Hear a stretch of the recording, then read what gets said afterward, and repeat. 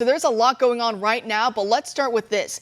Give us a quick rundown of what's happening currently in Jerusalem and how we even got here in the first place with this conflict breaking out. Well, there are a lot of issues coming together at the same time, but the most important fact is that you have internal divisions in Palestinian politics. You had elections that were going to be on May 22nd. And this was Fatah, who the West deals with, the Fatah party led by Mahmoud Abbas, the Palestinian Authority president. He saw in the polls that Hamas was going to win, the terrorist group that currently occupies all of Gaza. As a result, he called off the elections. The excuse he gave was because of Palestinians not being able to vote in eastern part of Jerusalem.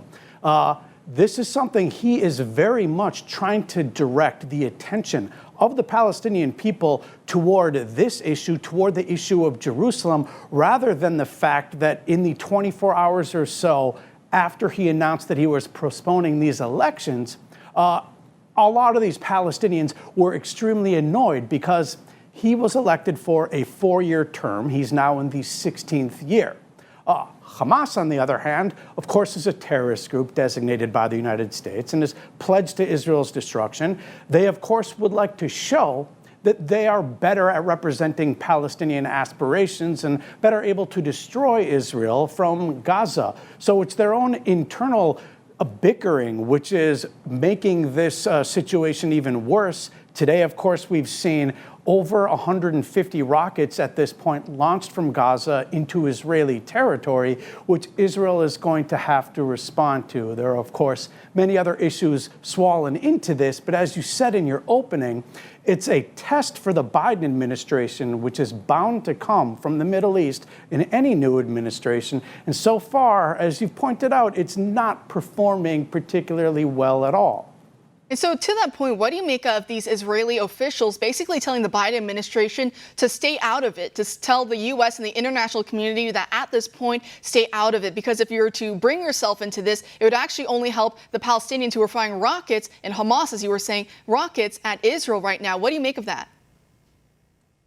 I think Israel is quite right to say what it said. I mean, the fact is, under the Trump administration, President Trump stood by Israel and with Israel and would only issue something in support of Israeli action because, of course, no one should allow rockets to be fired on their people. And, of course, the violence and the lynchings that are taking place in Jerusalem neighborhoods is simply not okay. This administration is, of course, going back to what the Obama administration did, issuing both sidesism whenever it gets the opportunity, as though some Israeli action that is currently happening could possibly be like launching rockets into civilian areas. I mean, these are not even close to the same league. So the Biden administration, it would be better if it were to be supportive of Israel or to just not say anything, because this situation